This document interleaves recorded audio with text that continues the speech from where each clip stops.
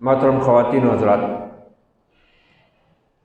اللہ نے اپنے رسولوں، انبیاء اور اپنی کتابوں کے ذریعے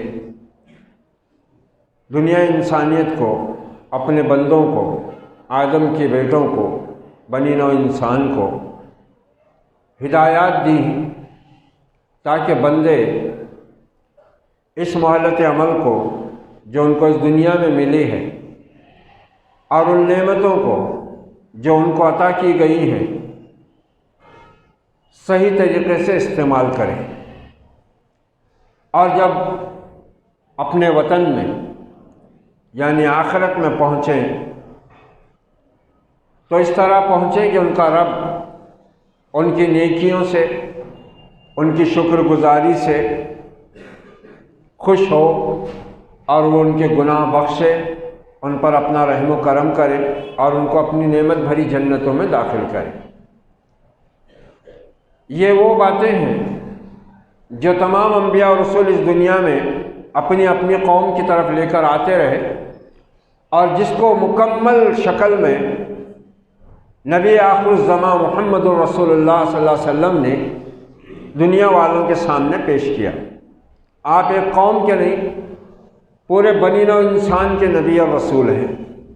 آپ کو رحمت للعالمین بنا کر بھیجا گیا، آپ پر جو کتاب اتری اس کو ذکر للعالمین قرار دیا گیا کہ تمہارے رب العالمین نے اب تم سب دنیا کے انسانوں کے لیے اس دین کو پسند کیا ہے جس کا نام اسلام ہے، اور اب یہ آخری اور مکمل دین جو آخری نبی کے ذریعے پائے تکمیل کو پہنچایا گیا ہے، یہی دنیا کے انسانوں کے لیے اب ہدایت اور نجات کا واحد ذریعہ ہے۔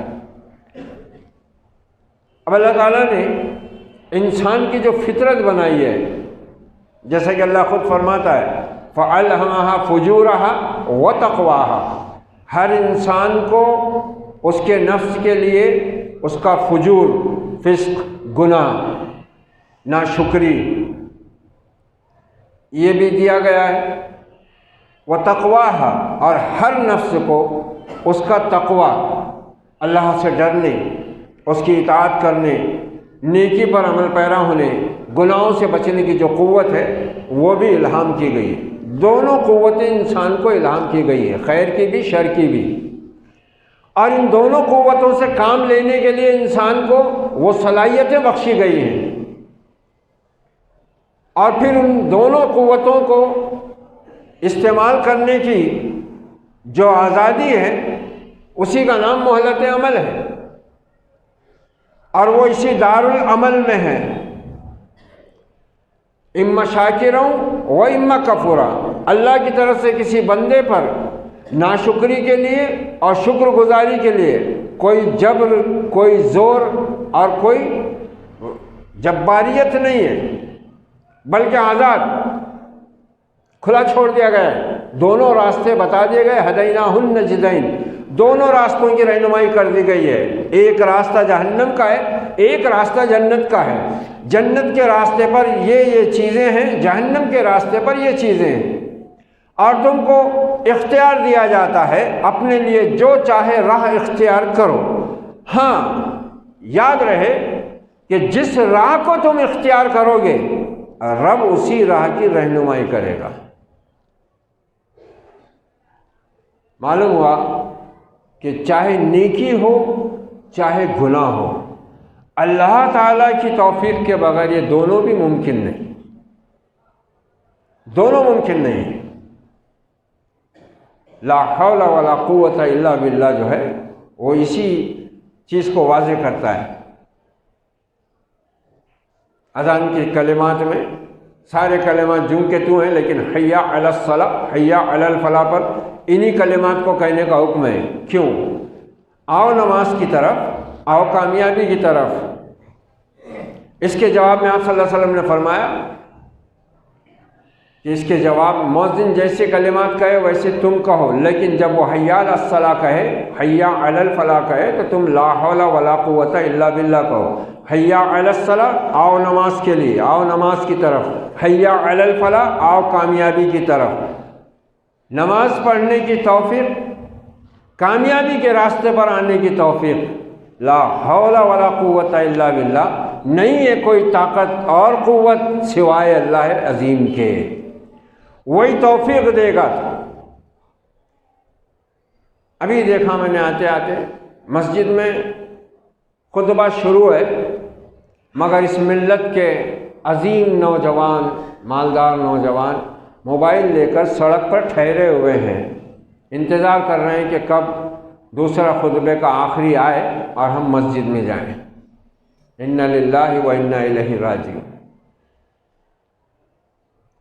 ایک تو ہفتے میں 2 رکعت اور اس کی یہ حالت، جبکہ جو دونوں خطبے نہیں سنتا، اہل علم کہتے ہیں اس کی جمعہ کی نماز ناقص، کیونکہ یہ 2 خطبے 2 رکعت کی جگہ رکھے گئے ہیں۔ ظہر کی 4 رکعت جو ہے اس میں جمعہ کے دن 2 خطبے رکھے گئے 2 رکعت کی جگہ، اور پھر 2 رکعت ادا کی جاتی ہے، 4 ہوتے، ملا کر 4 ہوتے، مگر اس کی بھی توفیق نہیں۔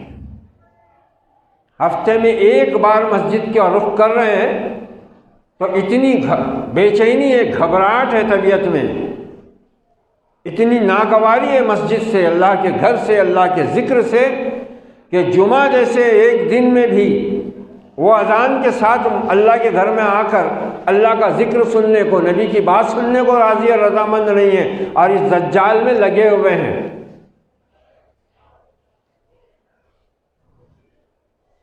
کیا ہوگا اس امت کا حال؟ کیسے اللہ اس امت پر رحمت کی نظر ڈالے گا، جبکہ صریحاً قرآن مجید کا حکم ہے کہ جمعہ کی اذان کے بعد دنیاوی کام کاج بالکل ترک کرو اور سیدھے اللہ کے ذکر کی طرف نکل پڑو۔ یا ایھا الذین آمنوا اذا نودی للصلاۃ من یوم الجمعہ فاسعوا الی ذکر اللہ وذروا البیع ذلکم خیر لکم ان کنتم تعلمون۔ ایمان والو، جب جمعہ کی اذان پکار دی جائے تو کاروبار دنیا، تجارت وغیرہ سب بند کرا کے اللہ کے ذکر کی طرف چل پڑو، اور یاد رکھو یہ تمہارے حق میں بہتر ہے اگر سمجھتے ہو،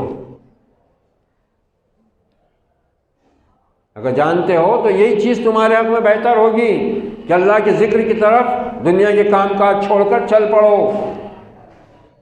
مگر نہیں، توفیق نہیں۔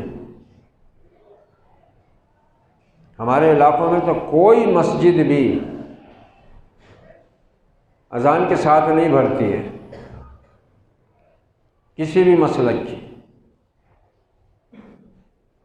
حالانکہ ہفتے میں 1 دن، اور پھر وہ بھی ایسا مبارک دن، اس جمعہ کے دن کی اہمیت سال میں آنے والی 2 عیدوں سے زیادہ ہے، عید الفطر اور عید الاضحیٰ سے زیادہ مبارک دن ہے یہ۔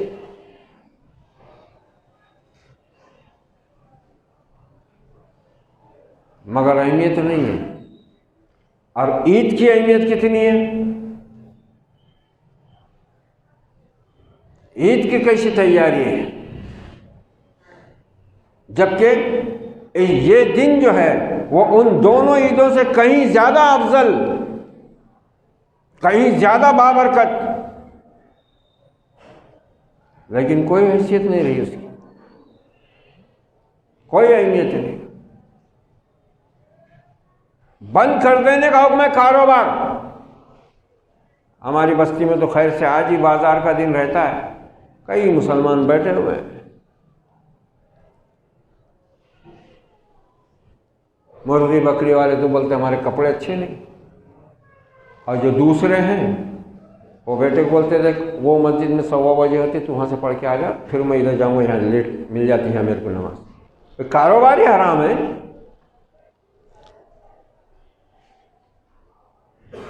اگر حلال روزی بھی کما رہا ہے حرام ہو رہی ہے۔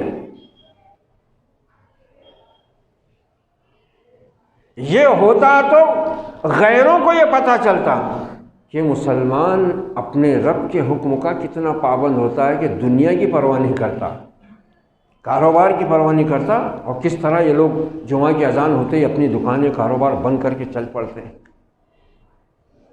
پورے کھلے ہوئے بیٹھے ہوئے، بانٹا ہوا ہے۔ وہ ادھر 1:30 ہو جاتی تو وہاں پڑھ کے آ جا، وہ بھی توفیق ملی تو اس کی بھی، نہیں تو بہت سو کو تو بولے بال بچے پیٹ بھی تو دیکھنا پڑتا کہ نہیں، اللہ دیکھ رہا ہے، ہماری مجبوری ہے۔ اب ایسی حالت میں اللہ تعالیٰ توفیق کیسے دیتا ہے؟ کیسے توفیق ملے گی؟ کیسے نماز قبول ہوگی؟ کیسے دعا قبول ہوگی؟ نہیں ہوتی۔ ہم اس کے محتاج ہیں ہر معاملے میں، وہ تو دونوں عالم سے بے نیاز ہے۔ وہ تو جو کچھ ہم کو حکم دیا گیا ہے ہماری ہدایت اور ہماری بھلائی کے لیے دیا گیا ہے، ہمارے لیے ہی نفع ہے، ہمارے لیے ہی نقصان ہے۔ جو ہدایت پائے تو اس کا انجام، اس کا انعام، اس کا اجر، اس کا ثواب اسی کے لیے، جو گمراہی کا راستہ اختیار کرے اس کا وبال، اس کا عذاب، اس کی جزا اسی کے لیے۔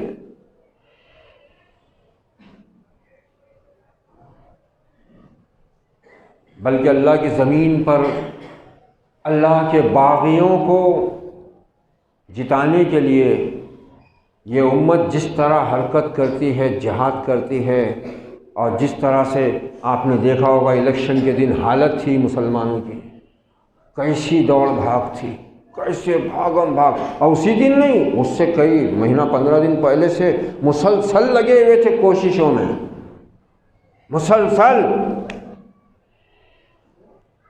2 رکعت کی توفیق نہیں، روزانہ اذان پکار رہی ہے اللہ سب سے بڑا ہے، آؤ نماز کی طرف، آؤ کامیابی کی طرف۔ تم نے گواہی دی ہے کہ اللہ کے سوا کوئی معبود نہیں، تم نے گواہی دی ہے کہ محمد صلی اللہ علیہ وسلم اللہ کے بندے اور اس کے رسول ہیں۔ ارے ذرا شرم کرو، اللہ کی زمین پر اللہ کا کھا کر، اللہ کی نعمتوں میں ایمان کا دعویٰ کر کے تم غیروں کی حکومت قائم کرنے کے لیے اتنے بے خوف ہو گئے۔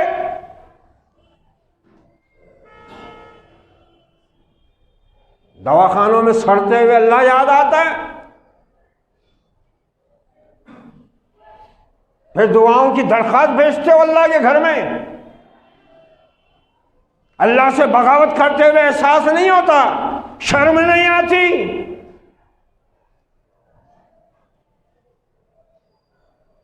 اللہ سنتا کیوں نہیں؟ ہم نے کیا گناہ کرے، ہم نے کیا بگاڑے؟ ایمان بیچ دیے، غیرت بیچ دیے، 2000 میں، 5000 میں، 3000 میں، 1000 میں، اور کیا کرو گے اس سے زیادہ؟ اتنا اور کیا گرو گے اس سے زیادہ؟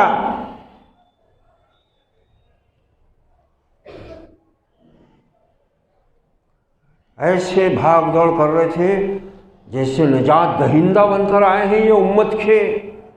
اگر یہ سب ایسا نہیں بھاگ دوڑ کریں گے تو یہ مسلمان مر جائیں گے، تباہ ہو جائیں گے، برباد ہو جائیں گے۔ ارے برباد تو تم ہونے والے ہو۔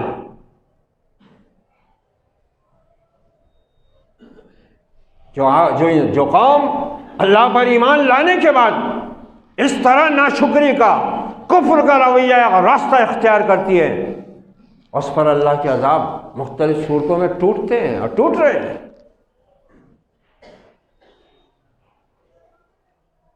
ٹوٹ رہے ہیں۔ توفیق نہیں نماز پڑھنے کی، اللہ کا ذکر سننے کی، نبی کی بات سننے کی، مہلت نہیں ہے، فرصت نہیں ہے، توفیق نہیں ہے، ٹائم نہیں ہے۔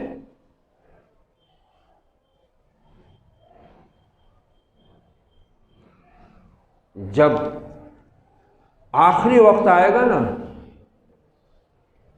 اور ضروری نہیں کہ وہ 110 سال کی عمر میں ہی آئے،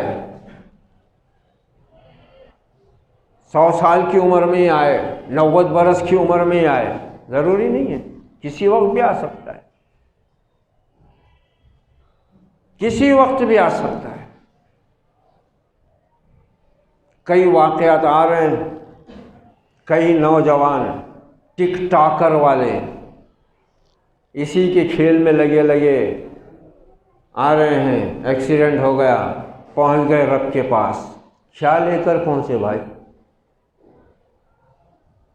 کیا لے کر پہنچے، کس حالت میں موت آئی، کس حالت میں موت آئی۔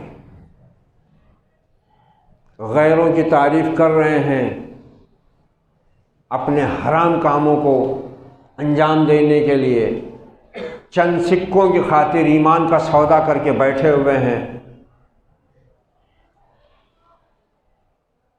قرآن کہہ رہا ہے ہر جمعہ کے خطبے میں وہ آیت بالکل پڑھی جاتی ہے، ہر نکاح کے خطبے میں پڑھی جاتی ہے، یا ایھا الذین آمنوا اتقوا اللہ حق تقاتہ ولا تموتن الا وانتم مسلمون۔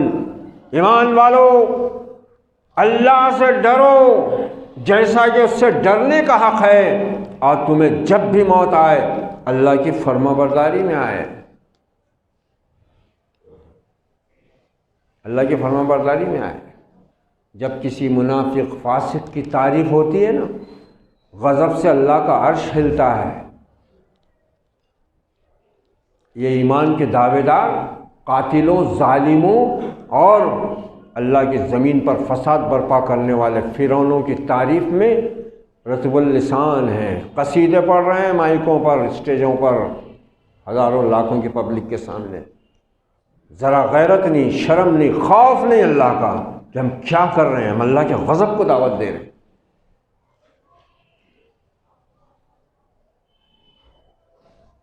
اور ایسے نظر آ رہے تھے، بس پوچھو مت کہ کیا پتہ نہیں کیا کر ڈالنے والے، بالکل اب یہ چن کر آ جائیں گے اور بالکل ایک دم خلافت قائم کر دیں گے، اب کلیان ہو جائے گا سب کا، مالدار ہو جائیں گے سب، اپنے سب کام ہو جائیں گے، مسجدیں محفوظ ہو جائیں گی، ایمان اپنا محفوظ ہو جائے گا، عزت آبرو جان مال سب محفوظ ہو جائے گی ہماری۔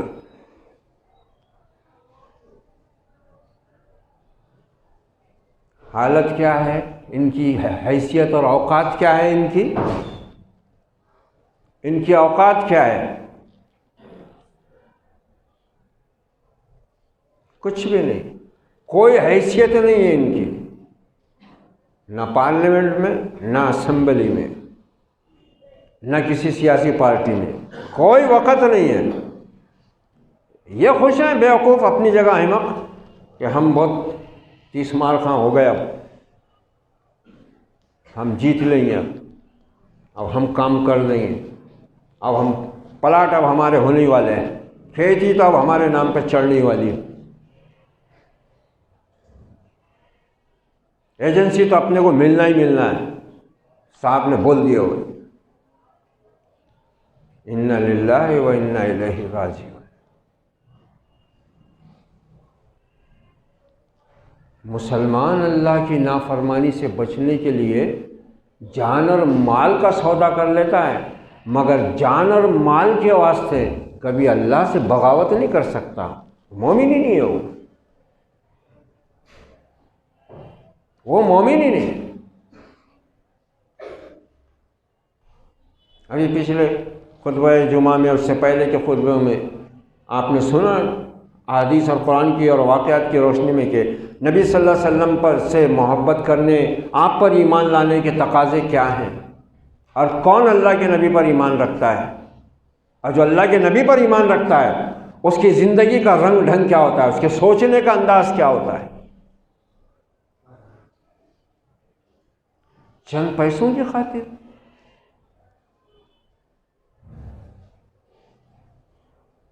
اتنی بھوک بڑھ چکی ہے مسلمانوں کی، کھانے کے لیے بھی، پیسوں کے لیے بھی، عہدوں کے لیے بھی، شہرت کے لیے بھی، اور جائیداد کے لیے بھی، جہنم کے سودے کر کے قبروں میں جا جا کر سو رہے ہیں لوگ۔ مرنے والا مر گیا، وراثت کی تقسیم ایسی کر کے گیا کہ جہنم خرید لیا، جہنم کا سودا کر کے چلے گا۔ حج کرا، عمرے کرا، سب کرا، داڑھی تھی، سفید لباس پہنتا تھا، امامہ باندھتا تھا سنت کے مطابق، جمعہ کے دن سرما لگا کے پہلی صف میں آتا تھا، مگر مرتے مرتے جہنم کی ٹکٹ پہ دستخط کر کے چلے گئے۔ کیونکہ اللہ کے نبی کا فرمان ہے جو کسی وارث کو اس کے حق سے محروم کرے گا وہ جنت سے محروم ہوگا۔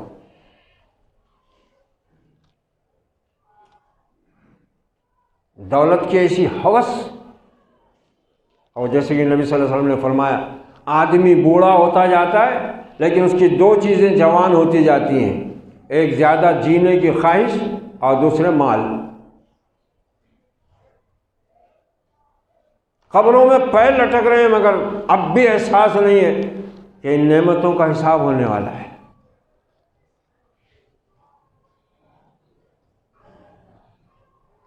مسلمانوں میں جن کو اللہ کے دین، اللہ کی کتاب، نبی پاک کی شریعت بھائی بھائی بنا کر گئی تھی، ان میں آج ایسی عداوتیں، نفرتیں، بغض، کینہ، دشمنیاں ہیں کہ ایک ماں کا دودھ پینے والے بھی ایک نہیں، اور سب لوٹ کھسوٹ میں لگے ہوئے ہیں، اور شریعت اسی وقت یاد آتی ہے سب کو، پھر بھاگ کر آتے ہیں شریعت کو معلوم کرنے کے لیے کہ شاید شریعت میں ہمارا حق محفوظ ہو جائے گا اور ہم کو مل جائے گا ہمارا حصہ پورا پورا۔ اس کے پہلے نہیں آتی یاد۔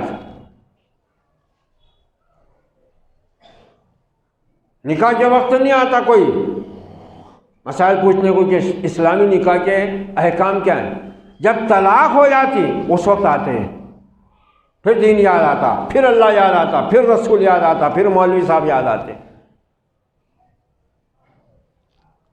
دیتے لیتے وقت، کھاتے کھلاتے وقت نہیں یاد آتا دین، جب لین دین میں گڑبڑ ہوتی ہے سامنے والا نہیں دینے کو بولتا تو چل مسجد میں۔ کیوں؟ اللہ، اس کا رسول اور یہ مولوی تمہارے باپ کے نوکر ہیں، اسی لیے بس اتنا ہی کام ہے ان کا کہ تمہارے کو نہیں، تمہارا حق مل رہا تو یہاں آ کے بیٹھو اور فیصلہ کرو یہاں آ کے، اور وہ بھی مانتے کیا فیصلہ؟ کتاب و سنت کا فیصلہ مانتا مسلمان؟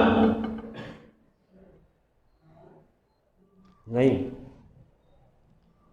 ہم نے بڑا وکیل لگایا، بولے سپریم کورٹ تک جائیں گے۔ اچھا، اب جہنم تک پہنچنا ہی ہے تو پھر کیا ہے؟ مختصر سی حدیث ہے محمد الرسول اللہ صلی اللہ علیہ وسلم، مشکات شریف، قال النبی صلی اللہ علیہ وسلم لا باس بالغنى لمن اتقى اللہ عز وجل۔ محمد الرسول اللہ فرماتے ہیں اللہ سے ڈرنے والوں کے لیے مالدار ہونا کوئی بری بات نہیں۔ اب خوش ہو جائیں گے سب، کہہ رہے ہو دیکھو ہے نا، مگر آپ یہاں پر کیا بول رہے ہیں؟ لا باس بالغنى لمن اتقى اللہ عز وجل، اللہ عز و جل سے ڈرنے والوں کے لیے دولت مند ہونا کوئی بری بات، گناہ کی بات، تشویش کی بات، خطرے کی بات نہیں۔ والصحت لمن اتقى اللہ، لمن اتقى خیر من الغنى۔ لیکن دیکھو کیا انداز ہے اصلاح فکر و نظر کا، کیا انداز ہے دلیل دینے کا، کیسی اصلاح فرمائی ہے آپ نے۔ یہی تو آپ کے صحابہ نے قبول کیا تھا، اپنے درجے بلند کر کے چلے گئے دنیا سے۔ والصحت لمن اتقى خیر من الغنى، اور دیکھو کہ صحت ایک مومن کے لیے، اللہ سے ڈرنے والوں کے لیے مالداری سے بہتر ہے، دولت سے بہتر ہے۔ صحت دولت سے بہتر ہے، یہ کون کہہ رہا ہے؟ محمد الرسول اللہ صلی اللہ علیہ وسلم۔ وطیب النفس من النعیم، تیسری نعمت کا آپ نے ذکر فرمایا، دل کا سرور اور اطمینان اللہ کی نعمتوں میں سے ایک عظیم نعمت ہے۔ تین چیزیں، اللہ سے ڈرنے والوں کے لیے دولت مند ہونا کوئی بری بات، تشویش کی بات نہیں ہے۔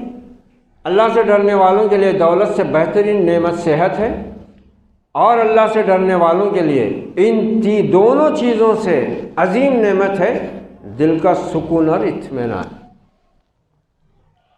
مختصر سی حدیث ہے، دیکھو چھوٹی سی، 3 نعمتوں کا آپ نے ذکر فرمایا، 2 نعمتوں کا مقابلہ کر کے آپ نے بتایا کہ دولت کے مقابلے میں مومن کے لیے صحت زیادہ بہتر ہے۔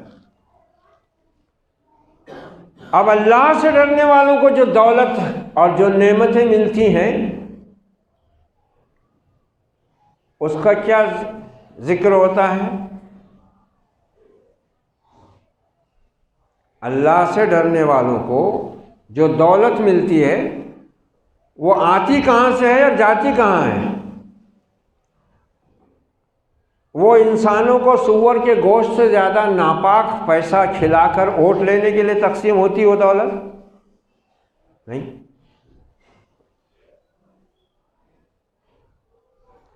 سور کے گوشت سے ناپاک پیسہ تھا وہ جو بٹا ہے الیکشن میں۔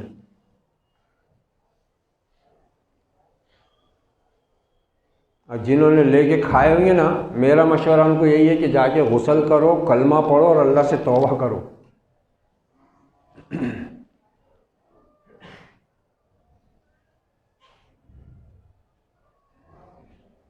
تباہ ہو گئی امت،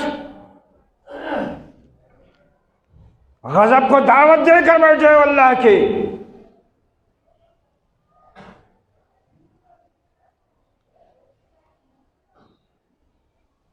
وَلَن تَجِدَ مِن دُونِهِ مُلْتَحَدًا، اللہ رب العزت فرماتا ہے کہ تم اللہ کے سوا کہیں پناہ نہیں پاؤ گے، کوئی تم کو پناہ نہیں دے سکتا اللہ کے مقابلے میں۔ اور اللہ کی پناہ ہم نے توڑ دی بدترین بغاوت کر کے۔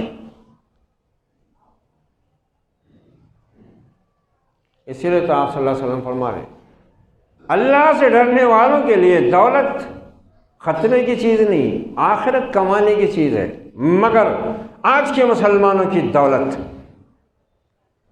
اللہ کے دین پر، اللہ کے راستے میں، نیکی کے کاموں میں، بھلائی کے راستوں پر کتنی خرچ ہوتی ہے۔ نکاح نبی کی سنت ہے، اس سنت کو ادا کرنے کے لیے مسلمان جس طرح دولت بہاتے ہیں یہ اللہ کے غضب کو دعوت دینے والا عمل ہے۔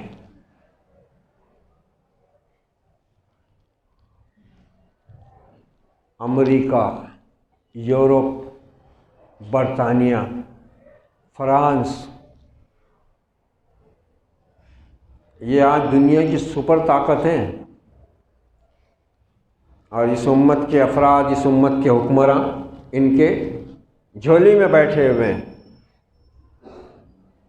مگر ذرا دیکھ لو، گوگل پہ سرچ کر کے دیکھ لو، امریکہ میں، یورپ میں، برطانیہ میں، فرانس میں کوئی شادی خانہ ہے کیا؟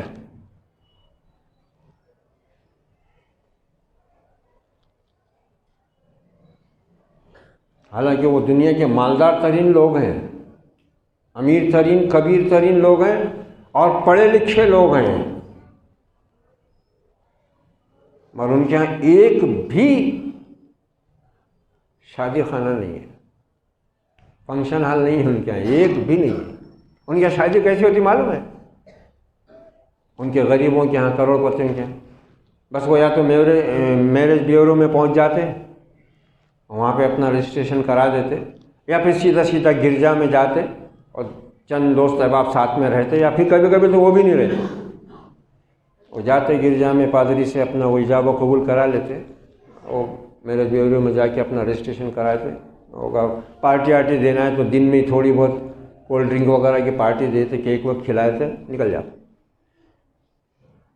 حالانکہ ان کے پاس تو اتنی سہولتیں ہیں، اتنی عیاشی کی چیزیں ہیں، اتنا پیسہ ہے ان کے پاس کہ اس تقریب کے لیے تو وہ بے مثال کام کر سکتے ہیں۔ مگر یہ امت، یہ انگریزوں کی اتباع میں رات دن پڑے رہنے والی، یہ اس سنت کو ادا کرنے کے لیے جو طوفان بدتمیزی برپا کرتی ہے اور جو اسراف کرتے ہیں، اور اسراف کے بارے میں رب کائنات کیا فرما رہا ہے؟ ان المبذرین کانوا اخوان الشیاطین، اسراف کرنے والے اللہ کی دی ہوئی دولت کو بیجا کاموں میں اڑانے والے شیطان کے بھائی ہیں۔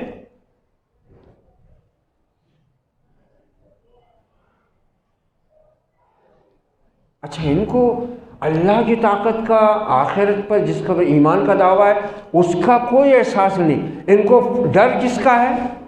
اب کیا کرنا، مجبوری ہے، آج اس کے بغیر لڑکی اٹھتی ہی نہیں، کوئی شادی کے لیے تیار ہی نہیں ہوتا، اب اپنے بڑوں نے ایسی رسمیں ڈال کے گئے، اب ان کو نبھانا پڑتا، کیا مجبوری ہے؟ اللہ معاف کرنے والا ہے، تو اللہ یہی معاف کرنے والا ہے، بس مجبوری ہے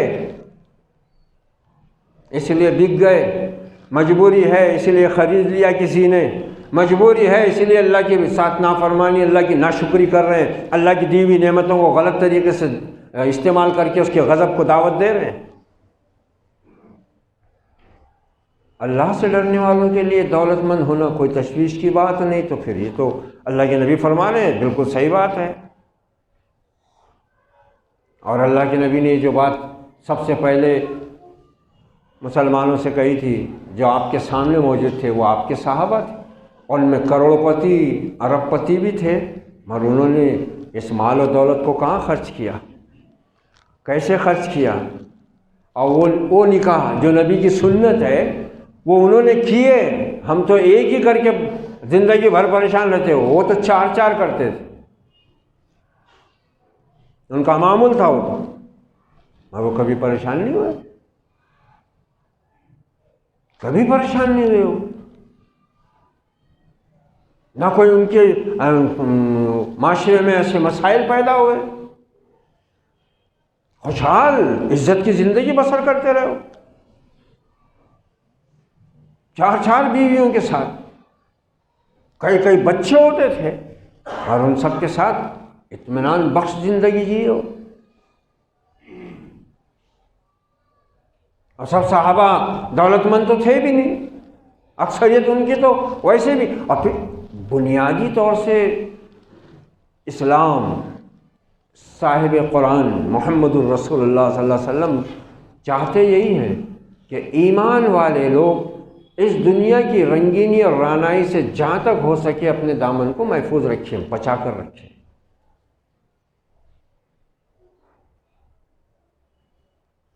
کوئی سائل تھا آباد رہا، تیری زلفوں سے آزاد رہا، رب بخشے جسے ایمان، چھڑائے مجھ سے اپنی جان، پیسہ بولتا ہے۔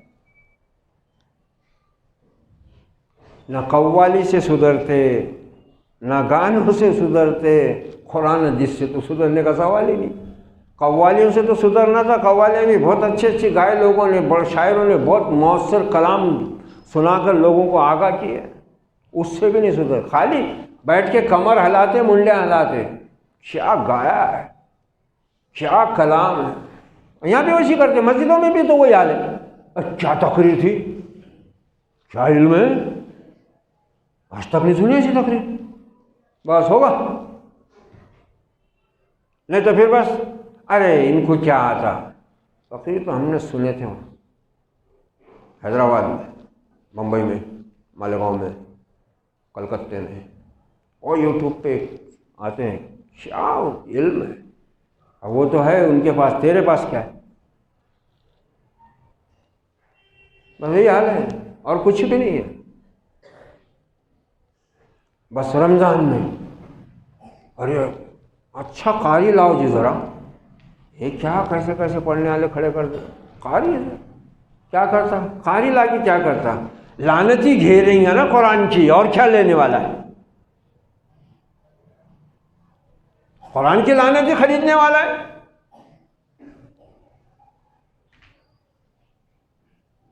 لا باس بالغنا لمن اتقى الله عز وجل، دولت مند ہونا مومن کے لیے، پرہیزگار کے لیے، متقیوں کے لیے، اللہ سے ڈرنے والوں کے لیے کوئی بری بات نہیں، لیکن اگر اللہ کا ڈر نہیں تو یہ دولت ہی دنیا کا سب سے بڑا فتنہ ہے، یہی فرعون بناتی ہے، یہی نمرود بناتی ہے، یہی حامان بناتی ہے، یہی ابو جہل ابو لہب پیدا کرتی ہے، اور وہ آج اس امت میں موجود ہے۔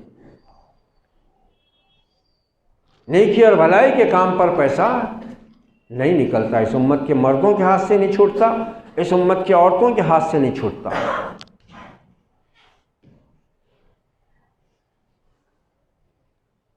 ہاں برائی کے کاموں میں ان کو بولو، یہ وقت بھی دیتے، پیسہ بھی دیتے، ساتھ بھی دیتے، پورا ساتھ دیتے، 1 منٹ نہیں چھوڑتے، لیکن بھلائی کی طرف بلاؤ۔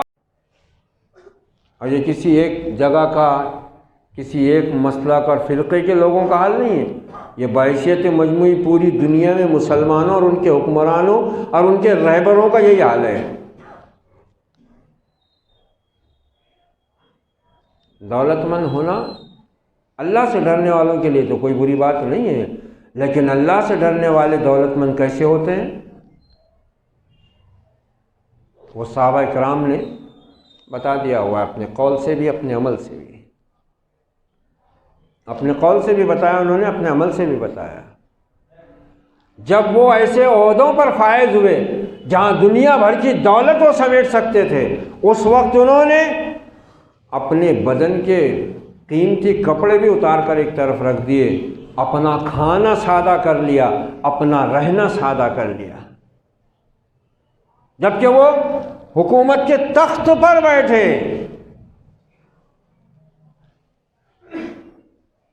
نالیاں صاف کرنے کے کارپوریٹر نہیں بنے خالی، وہ حکومتوں کے تخت پر بیٹھے، حکومتوں کے تخت پر۔ ایسی ایسی حکومت نہیں 200-400 مربع میل کی، لاکھوں مربع میل پر، 3 سمندروں کے مالک، 3 بر اعظموں پر ان کا پرچم لہرایا۔ مگر اس وقت ان پر اللہ کا خوف چھایا تو بادشاہ بن کر فقیروں والی زندگی جیے۔ اللہ نے عزت بھی بخشی، ان کی حفاظت بھی کی، اور کیسی عزت بخشی! سیدنا عمر ابن عبدالعزیز رحمۃ اللہ علیہ بنو امیہ کے چشم و چراغ، جن کا بچپن سونے اور چاندی کے گہواروں میں گزرا، عالی شان محلوں میں، ایک سے ایک، دن بھر میں کئی لباس بدلنے والا انسان، ایسی خوشبو استعمال کرتے کہ جدھر سے گزرتے وہ راستہ مہک جاتا گھنٹوں۔ لوگ بولتے کہ ابھی ادھر سے عمر ابن عبدالعزیز گزرے۔ اللہ سے ڈرنے والا تو خوشحالی سے غربت میں آتا ہے۔ یہی تو نبی صلی اللہ علیہ وسلم نے فرمایا، میری سنتوں سے محبت کرنے والے، میری سنتوں پر عمل کرنے والے اس بات سے ہوشیار اور خبردار رہیں کہ جتنا وہ میری سنت پر، میرے لائے ہوئے دین پر، میری شریعت پر عمل کی کوشش کریں گے، اتنا ہی فقر و فاقہ ان کی طرف سیلاب کی طرح بڑھ کر آئے گا۔ مصعب بن عمیر نے یہی نقشہ دکھایا ہے نا، اللہ کا رسول اپنے صحابہ کے ساتھ بیٹھا ہوا ہے، مصعب بن عمیر مکے کا عظیم نوجوان، خوبصورت نوجوان، مالدار نوجوان، اپنے قبیلے کی آنکھ کا تارا، اپنے خاندان کا فخر، ایک دن میں کئی لباس بدلنے والا، یمن اور شام سے جس کے لباس بن کر آتے تھے اور خوشبوئیں آتی تھی، عطر وہاں سے آتا تھا اس کے لیے، ایسا مالدار، خوبصورت اور خوش لباس نوجوان محمد رسول اللہ پر ایمان لایا۔ ایمان لانے کی قیمت چکانی پڑی، مکے کا دور ہے، آ رہا ہے یہ خوبصورت نوجوان، کئی خوش لباسی کرنے والا، کئی لباس دن بھر میں بدلنے والا آ رہا ہے۔ حالت کیا ہے؟ بال گرد میں اٹے ہوئے ہیں، جسم پر ایک اون کا جبہ ہے جو کئی جگہ سے پھٹا ہوا ہے، چہرہ مرجھا گیا ہوا ہے، آ رہے ہیں۔ اللہ کے رسول نے کہا، دیکھو اس نوجوان کو، میں نے اس سے زیادہ مکے میں کسی کو بہترین لباس پہننے والا نہیں دیکھا، لیکن آج اللہ اس کے رسول کی محبت میں اس کی کیا حالت ہو گئی ہے۔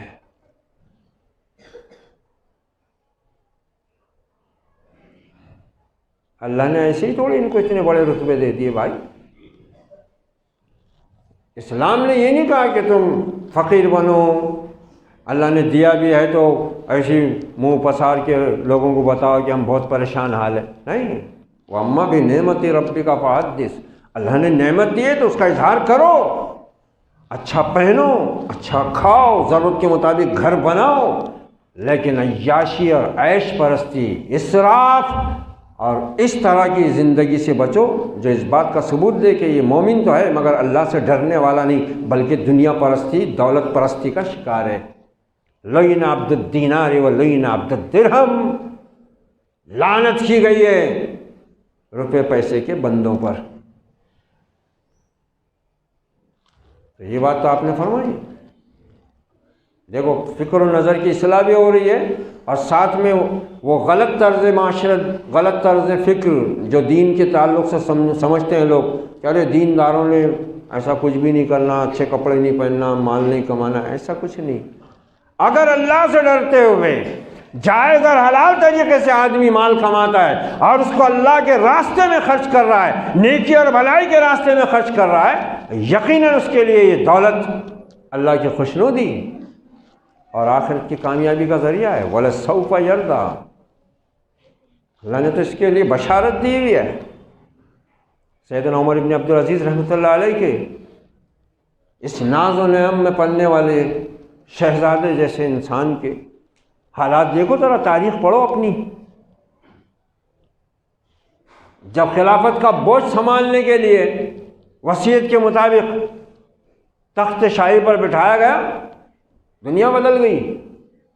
اور اس تقوی اور پرہیزگاری کے ساتھ وہ سلطنت سنبھالی ہے جس میں سورج غروب نہیں ہوتا تھا، اور پھر اللہ کا ایسا فضل و کرم تھا اس سرزمین پر جس کا وہ حکمراں تھا کہ بھیڑیے کو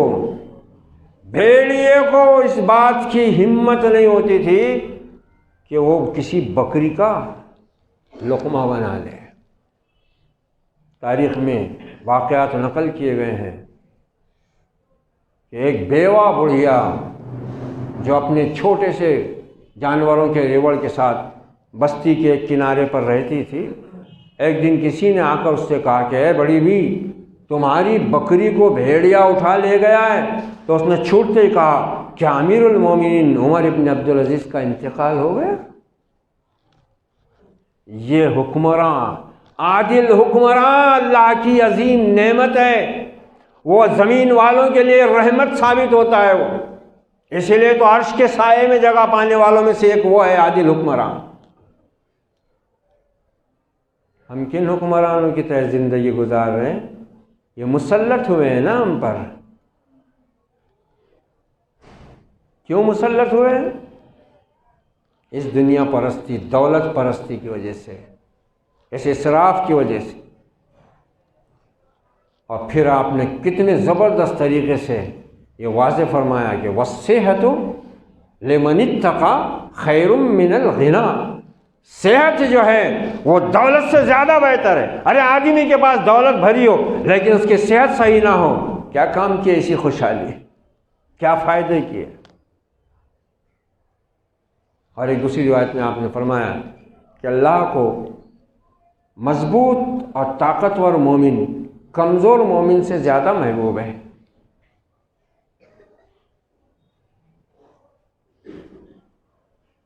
کیوں؟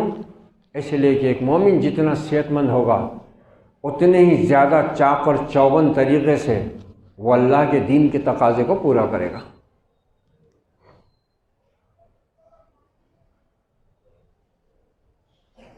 اور پھر اس کے بعد تیسری جو آپ نے نعمت کا ذکر کیا ہے وہ اور بھی قابل غور ہے، وَطِيبُ النَّفْسِ مِنَ النَّعِيمِ، مگر یاد رکھو کہ دولت ہو، صحت ہو، ان دونوں کا مقصد کیا ہے؟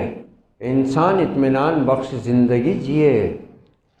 اگر ان دونوں کے ساتھ وہ چیز نہیں ہے، دل پہ ہاتھ رکھ کے اپنے آپ سے پوچھو کہ آج جن کے پاس دولت ہے وہ بھی، جن کے پاس کم دولت ہے وہ بھی، جن کے پاس کچھ نہیں ہے وہ بھی، کیا ان کا دل اطمینان اور سرور کی نعمت سے مالا مال ہے؟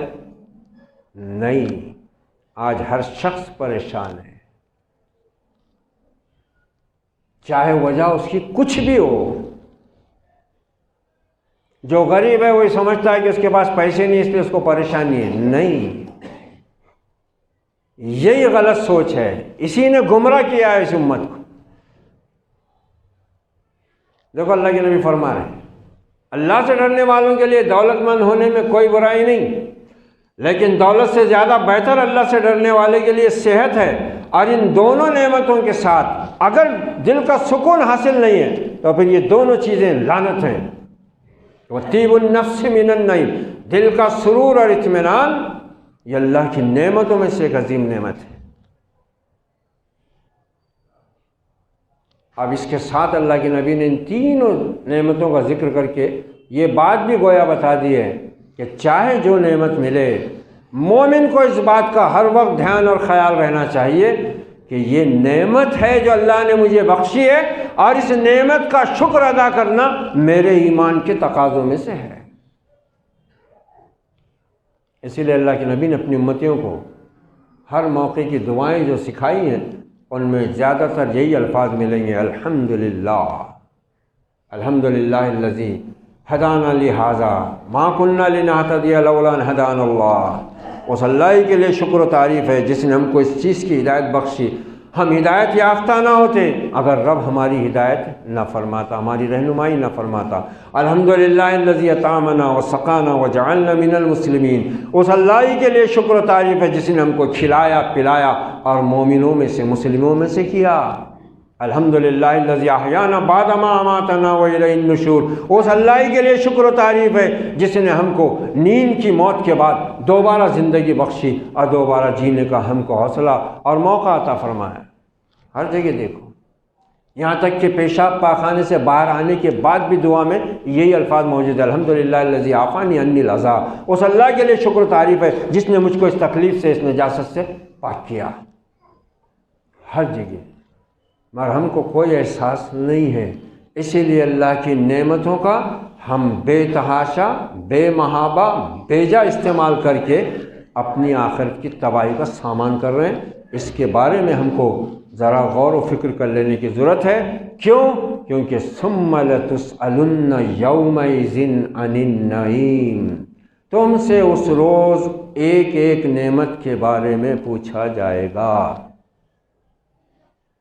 پیسہ اللہ نے دیا ہے تو اس پر فخر کرنے اور اترانے اور اس کو سینت کر رکھنے کی بجائے اسراف بھی حرام ہے، بخل بھی حرام ہے۔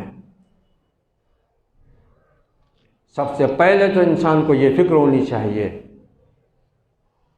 کہ جو پیسہ اس کے پاس ہے یا جو کمائی وہ کر رہا ہے اس میں حرام نہ شامل ہو۔ دوسرے، جو کچھ اللہ اس کو دے رہا ہے بس پریشان ہے، وہ 6 مہینے سے ذرا کاروبار پتہ نہیں کیوں یہ ہوگا، وہ پیسہ ہاں اچھی چل رہی تھی دکان، پتہ نہیں کیا ہوگا۔ تو پھر کیا کرنا؟ ہم کیا کرنا بھائی؟ ہم کو تو کمیٹی جو تنخواہ دیتے ہم اس میں گزارا کرتے، تیرے کو کیا دینا ہم؟ ارے بیوقوف کو احمق کو اتنا نہیں سمجھتا کہ جو آدمی چند ہزار کی تنخواہ میں گزارا کر رہا ہے، اگر اس کے پاس ایسا کوئی تعویذ منتر ہوتا وہ کائے کو یہاں گھستا تھا نہیں؟ ہاں، عقلوں پہ پتھر ڈال دیے ہوئے شیطان نے۔ ذرا سا احساس نہیں ہوتا کہ بھئی یہ چیز ارے اللہ رازق ہے، جس کے لیے چاہتا ہے رزق کو کشادہ کرتا ہے، جس کے لیے چاہتا ہے تنگ کرتا ہے، جس کے لیے جس کو دیتا ہے دیتا ہے، جس سے چھیننا چاہتا ہے چھین لیتا ہے، اور یہ سب آزمائش ہے نہیں، مگر دل کا اطمینان ہی نہیں حاصل ہو رہا نا۔ کھا رہے پی رہے تو بھی سکون نہیں ہے، نہیں کھانے پینے کو مل رہا تو بھی سکون نہیں ہے، بے چینی، اضطراب ہماری نصیب کا حصہ بنا ہوا ہے۔ اور اللہ کہتا ہے الا بذکر اللہ تطمئن القلوب، سنو اللہ کی یاد سے دلوں کو اطمینان حاصل ہوتا ہے۔ سیدنا ابو ذر غفاری رضی اللہ عنہ فرماتے ہیں کہ میں جب مکے میں آیا اور میں نے نبی صلی اللہ علیہ وسلم پر ایمان قبول کیا تو میں نے اعلان کیا مکہ میں، کعبۃ اللہ میں، تو پورے کفار مجھ پر ٹوٹ پڑے، انہوں نے مجھ کو خوب مارا، اور میں وہیں پڑا رہتا تھا، نہ کوئی کھانے کا بندوبست تھا نہ کچھ تھا، بس زمزم پیتا تھا، وہی میرے لیے غذا، وہی میرے لیے پانی، اللہ نے اسی نے مجھ کو سب کچھ عطا کر دیا۔ تو صحت اس کی طرف سے بھی آج مسلمان فکر مند بہت ہیں مگر کام وہ کرتے ہیں جو صحتوں کو خراب کرنے والے ہیں، راتوں کو جاگنا، دن میں سونا،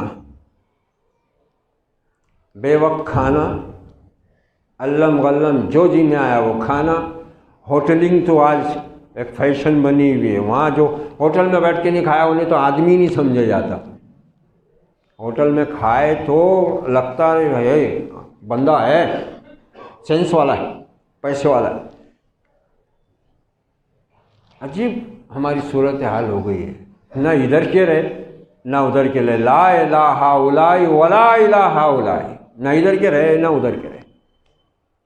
سوچو، غور کرو، توبہ کرو، اپنے رب کی طرف پلٹو، اس کی کتاب کو ہاتھ میں تھامو، اس کے نبی کے طریقے کو اپناؤ، اسی میں بھلائی، اسی میں نجات، اسی میں دنیائی کامیابی، اسی میں آخرت کی کامیابی، اسی سے قبر کا اندھیرا دور ہونے والا ہے۔ ورنہ یاد رکھو کہ آج دنیا میں تو پناہ ہے ہی نہیں، آخرت میں تو پھر اس کے سوا کوئی ہے ہی نہیں۔ والامر یومئذ للہ، اس دن تو حکم اور اختیار سارا اللہ اپنے ہاتھ میں لے چکا ہوگا۔ یہاں تو خیر چلو اللہ نے نظام بنایا ہے، رشتہ دار ہے، خاندان والے آ جاتے سنبھال دیتے، پارٹی کے نیتا آ جاتے، وہ انہوں تھوڑا بہت کام نکال دیتے، جیل میں سے چھڑا لیتے، 2 نمبر کے دھندے میں طرح راستہ بتا دیتے، مگر وہاں یہ سب نہیں ہے۔ ثم لتسألن یومئذ عن النعیم، اس روز تم سے ہر نعمت کا حساب لیا جائے گا۔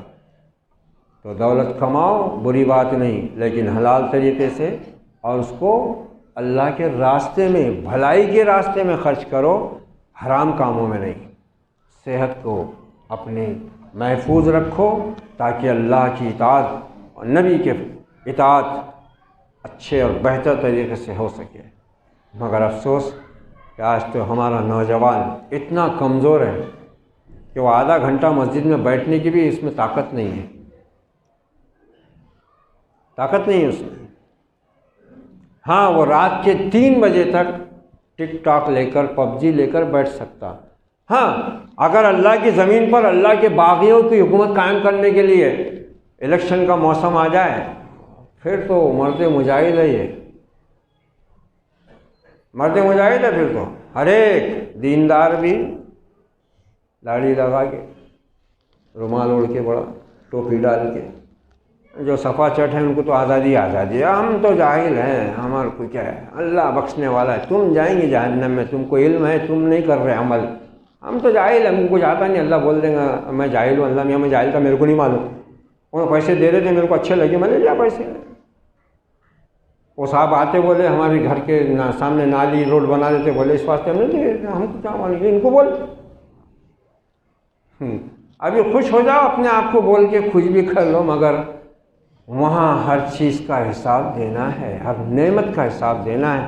بس اللہ ہمارے دلوں میں اپنا خوف پیدا فرما دے اور ہم کو بخشی ہوئی نعمتوں کی شکر گزاری کی توفیق عطا فرما دے۔